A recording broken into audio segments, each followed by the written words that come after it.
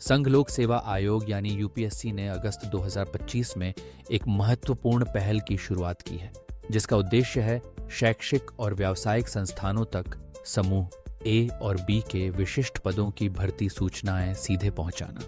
हर साल यूपीएससी को विभिन्न मंत्रालयों और विभागों से 200 से अधिक भर्तियों के प्रस्ताव मिलते हैं, जिनमें चिकित्सा, कानून, इंजीनियरिंग, वित्त और फॉरेंसिक ऑडिट जैसे तकनीकी क्षेत्रों की नौकरियां शामिल हैं।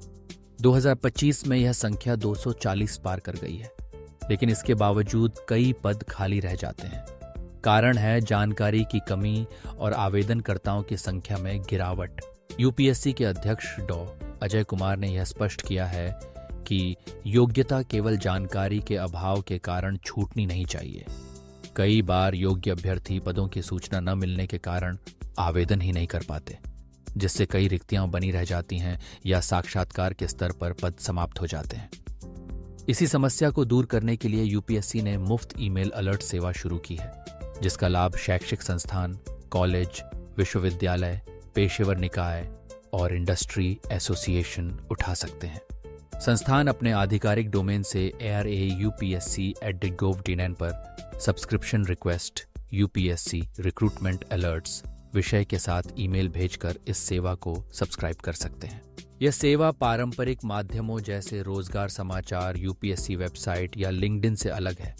अब विज्ञापन सीधे संस्थानों की प्लेसमेंट सेल, नोटिस बोर्ड और ईमेल ग्रुप्स तक पहुंचेंगे, जिससे समय पर और क्षेत्र विशिष्ट जानकारी उपलब्ध होगी। संस्थान अपनी डोमेन प्राथमिकता कभी भी अपडेट कर सकते हैं और यह सेवा पूर्णतः निःशुल्क है। इस पहल से न केवल आवेदनकर्ताओं की संख्या बढ़ेगी, बल्कि रिक्तियों को भरने में भी सहायता मिलेगी। मंत्रालयों और विभागों को भी जनवरी से मार्च के बीच भर्ती प्रस्ताव भेजने के निर्देश दिए गए हैं, जिससे एक संगठित भर्ती कैलेंडर बन सके।